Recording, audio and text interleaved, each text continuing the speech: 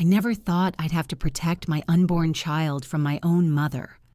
Of all the people I expected to resurface during the happiest chapter of my life, I never imagined it would be her dragging behind her the same venom she used to keep me small for so many years.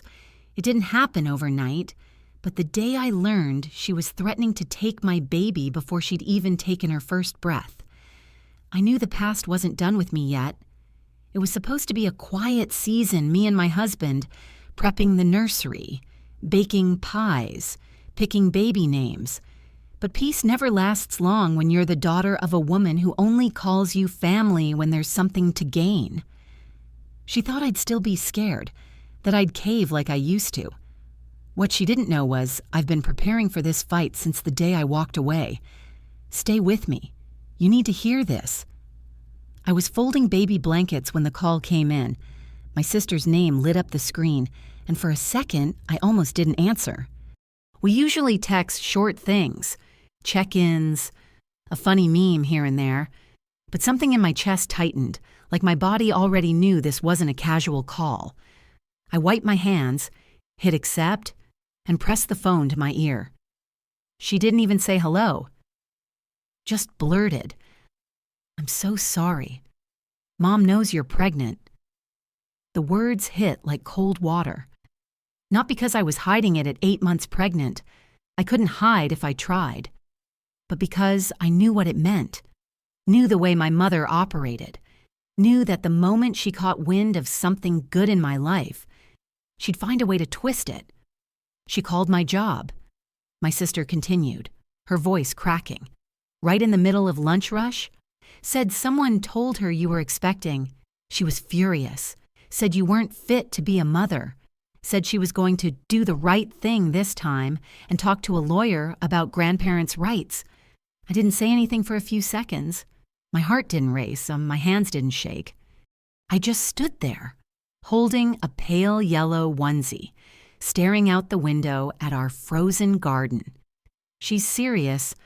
Lauren, she sounded like she'd already talked to someone. Of course she had. My mother never made a threat she didn't at least try to carry out, and she never forgot a grudge. Not when I left. Not when I cut contact. Not when I started healing. She doesn't even know where I live. I said quietly. She doesn't. My sister said, but she knows your name. She knows the city. She's dangerous. Lar. You know she is. Yes. I knew. I'd known since I was 12, and she screamed at me for burning dinner after I'd spent 3 hours watching the twins while doing homework with a baby on my hip. I'd known since she made me get a job at 15 to help pay for her new boyfriend's truck tires.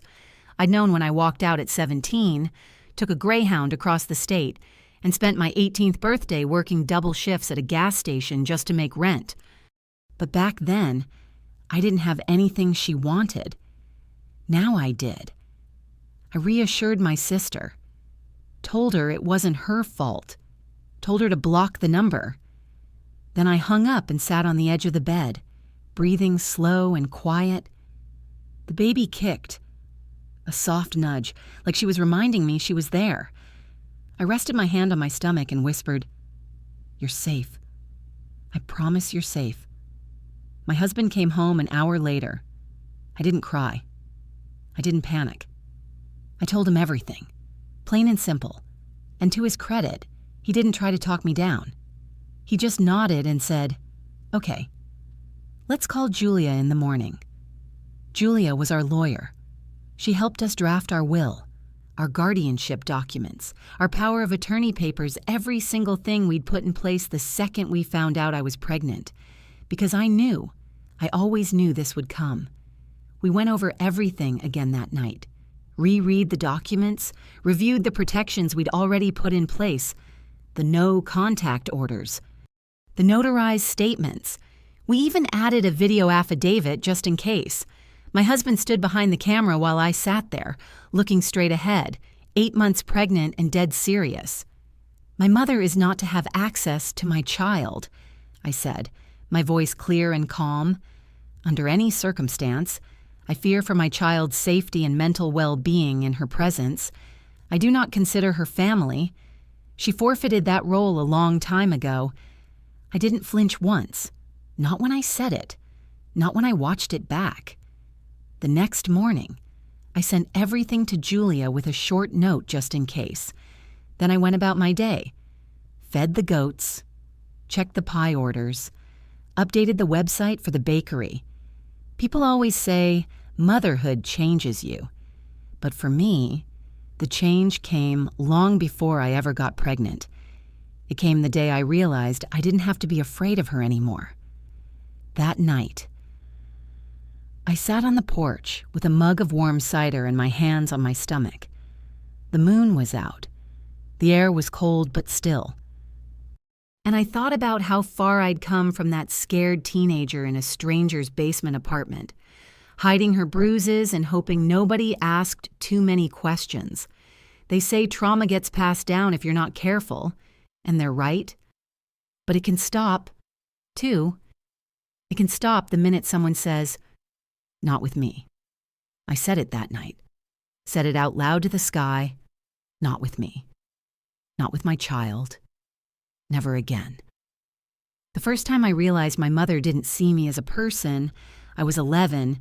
She'd just come home from whatever job she was quitting that week, dumped her purse on the floor, and barked at me for not having dinner ready. I had a fever. I remember that part clearly. I was burning up and still standing over a pot of rice while my baby brother screamed from his high chair. She didn't ask if I was okay. She didn't notice the sweat on my forehead or how I swayed when I stood up. She only asked why the rice was sticking. That moment stuck with me in ways I didn't understand until much later. I was never a daughter to her. I was help, a body, a stand-in parent for my siblings, a scapegoat for everything that went wrong. So when people who didn't grow up in houses like mine say things like, "But she's your mother," I don't even get angry. I just smile, tired and quiet, because I know they've never had to dodge that kind of love. She stopped being my mother a long time ago, but now, for the first time in years, she wanted back in. I didn't hear from her directly. She never had the nerve to face me head on. Instead, she started calling around. A cousin, a high school friend, even an old coworker of mine from the bakery I worked at during college. She was so concerned, she said, "Just wanted to know if I was okay, if I was married, if the baby had a father in the picture." That's what she was after. She thought I was still alone, vulnerable. That if she dug hard enough, she could paint me as unstable, maybe even get the courts to listen to her. I wasn't surprised, just impressed she hadn't changed her tactics in 20 years. My lawyer called me a few days later with a tight voice and the kind of tone that only means one thing: war was coming. "She's trying to make inquiries through a family services attorney," Julia said. "Nothing official filed yet, but she's fishing. And she's talking like she intends to claim you're mentally unfit." I almost laughed. Of course she was. That's what she always did, twist the truth into whatever shape suited her. The irony is, I had struggled. After I left home, I spent years just trying to feel real. I had panic attacks in the canned goods aisle. I flinched every time someone raised their voice. I didn't trust kind people. I didn't cry when I was hurt. I didn't even cry when I was safe. I just shut down. But I clawed my way out. I got therapy.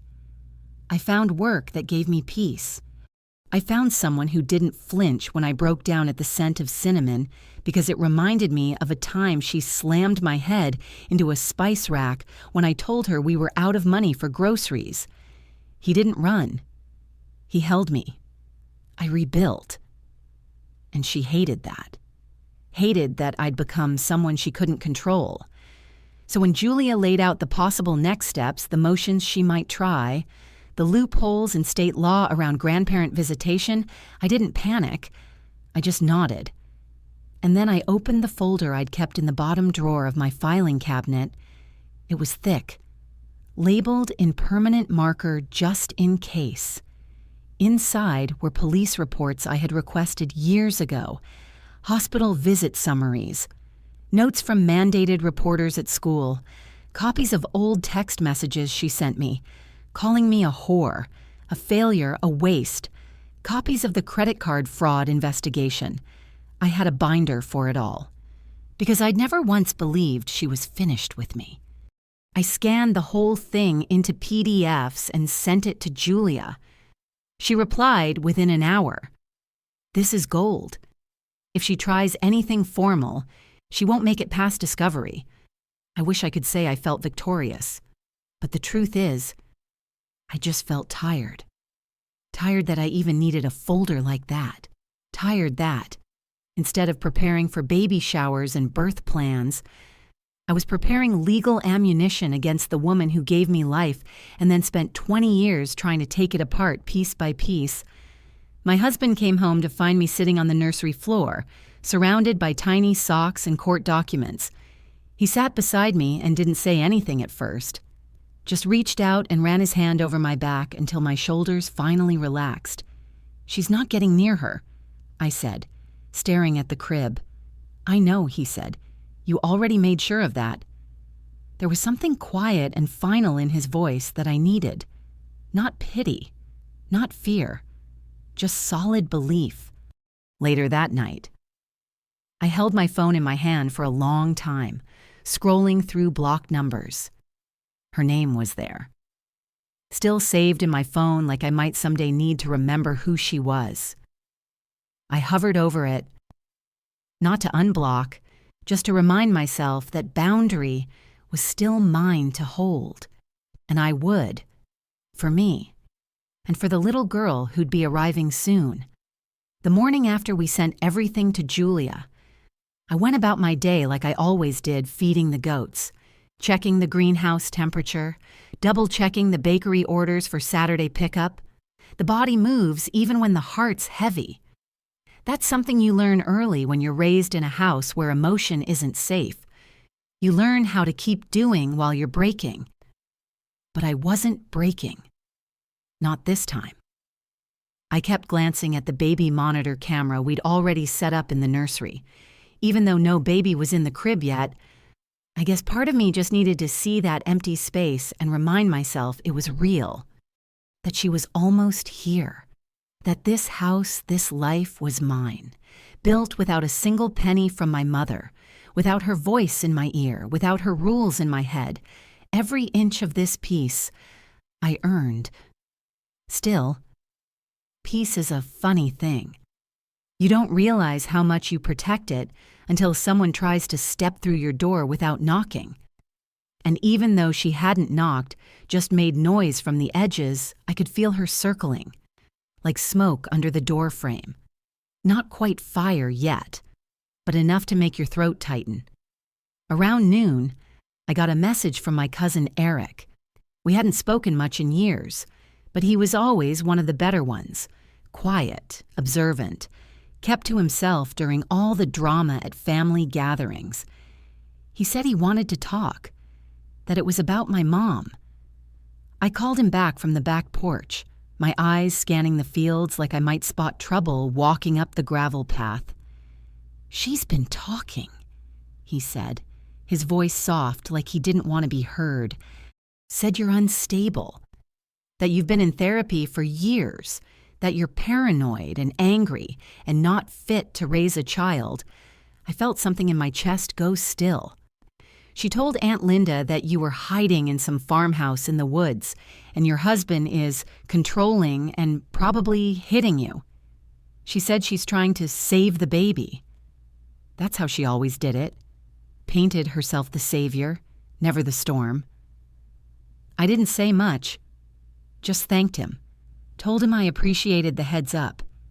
After we hung up, I sat in the porch rocker and looked down at my belly, now stretched taut and full of life.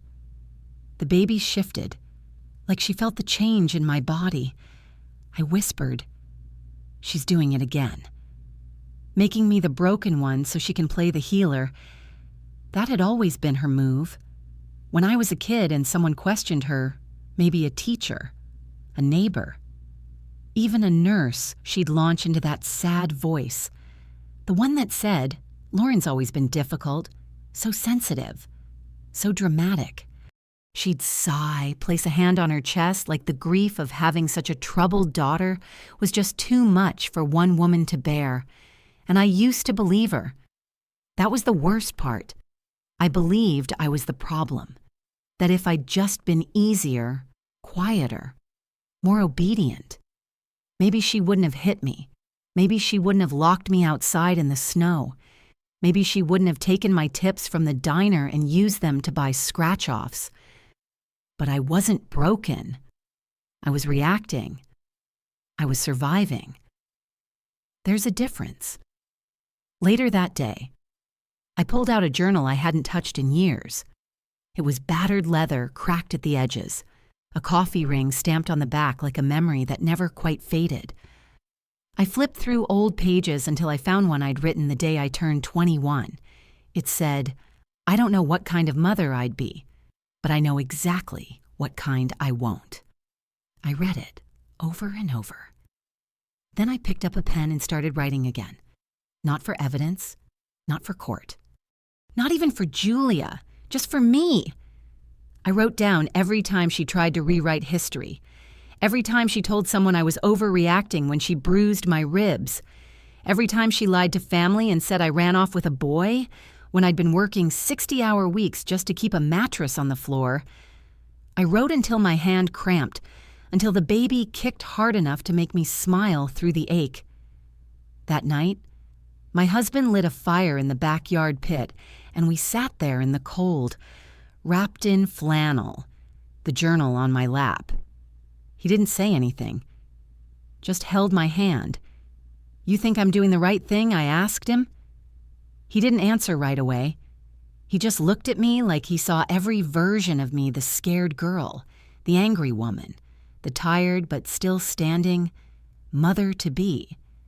"I think you've already done it," he said. And I believed him. Because this wasn't just about keeping her out.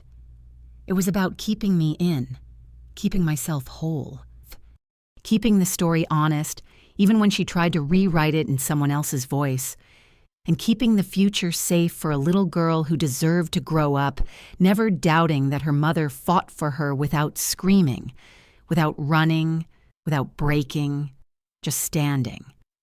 Exactly where I was always meant to be. 2 days later, it came. Not a court summons, not some big legal showdown, just a letter, handwritten, crooked script, the kind of thing that looked almost harmless if you didn't know the sender. No return address, but I knew the writing. I'd seen it on notes shoved under my door growing up, scrawled grocery lists she never bought, and the signatures on forged credit applications that had ruined my 20s. I didn't open it right away, just held it in my hand while my heart went still. My husband walked in with a bag of oranges from the co-op, glanced at me, and paused. He didn't even need to ask. He just said, "You want me to toss it?" "No," I said. "I want to see what lies she's telling now." I opened it slowly, like peeling back skin I'd already grown over. "Dear Lauren," it began. "I heard you're having a baby. I deserve to be there. I'm your mother. I don't know what poison you've been feeding people about me, but you need to grow up and stop acting like a victim. I raised you. You owe me at least the chance to know my grandchild. And if you won't do the right thing, I'll make sure a judge makes that decision for you." No apology. No acknowledgement. Just entitlement, wrapped in manipulation. Sealed with delusion. I set the letter down on the kitchen counter. Didn't cry. Didn't scream. I just picked up my phone, took a photo of it, and sent it straight to Julia. She replied within 5 minutes. "Thanks. Keeping it for records." She's not helping her case. I thought about that word case. Like I was some defendant in her little play, some wayward daughter who needed to be corrected by the woman who never once knew how to be a mother. There was a time not long ago when that letter might have rattled me, when her handwriting alone would have set my stomach twisting. But now it was like watching a wasp slam into a closed window, buzzing, furious, convinced it still had power when in truth, it was already outside and locked out for good. The next morning, my sister called again. She sounded like she hadn't slept. She's calling around more. Told Aunt Sylvia you've been unstable since high school, that your husband's isolating you. I laughed, short and dry. You think Aunt Sylvia believes her? I don't know. Sylvia's weird, but she told me Mom asked for your address. My stomach tensed at that. Not fear, exactly, but alertness. I checked the security app on my phone. The cameras were live, the feed clean. We had motion lights, coded locks, laminated no trespassing signs at every entrance. My husband had even installed a backup generator last month just in case, though we never said out loud what the case might be. Let her try, I said softly. She can walk right up to the gate and watch the cameras blink back at her. It was strange, the calm. I didn't feel brave. I just felt ready. Like I had finally caught up to the girl I used to be and told her it was safe to rest, that the work was done, that she didn't have to brace for the slam of the car door, or the shouting through walls, or the sound of footsteps coming up the stairs too fast, because now, if someone came stomping up to my door, I wasn't a child with no exit. I was a grown woman with a deed, a lawyer, a husband who stood behind me like a wall, and a baby coming into this world already more protected than I had ever been. That night, I went into the nursery, turned on the little lamp shaped like a fox, and just sat there. The crib was set up. The mobile spun softly overhead. There were books stacked on the shelf that I used to read to myself in secret, in corners where no one would find me and tell me I was wasting time. I ran my hand along the edge of the rocking chair and remembered all the times I'd cried in silence growing up. Not because I wanted attention, but because I knew nobody would come, even if I screamed, and I thought, my daughter will never feel that. She'll never wonder if she's wanted, never tiptoe around the moods of a woman too broken to love anything but control. She'll never flinch at affection, never have to guess whether silence means safety or danger. She'll know, because I know. And that knowing is what broke the cycle. Later that week, Julia called again. She's dropped it. She said, whatever plan she had, whatever lawyer she tried to fish with, it's over. You're clean. I didn't cheer. I didn't relax. I just said, good. Because I wasn't celebrating a win. I was honoring the fact that I didn't need to fight. Not this time. Not in court. Because the moment I chose peace over permission, silence over arguments, and documentation over drama I'd already won, and she never even saw it coming.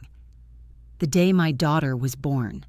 The sky outside the delivery room was the kind of gray that makes you think a storm's coming. But inside that hospital, everything was light. No shouting, no chaos, just soft voices, gloved hands, and the sound of my husband whispering, she's here. She's perfect. And she was.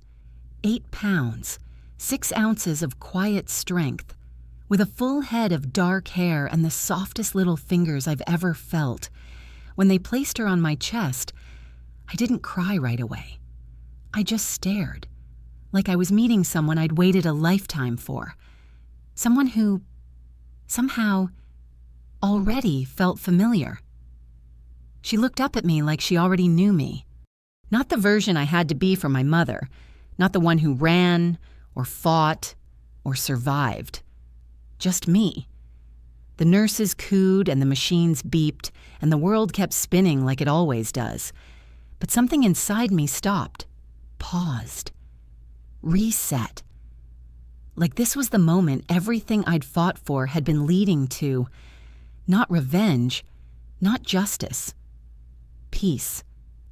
I whispered her name against her forehead and promised her 2 things: she would never feel unwanted, and I would never let the past touch her. We stayed in the hospital for 2 nights. My husband slept in the chair beside me, one hand always touching the edge of her bassinet like he needed to keep a physical connection to remind himself she was real.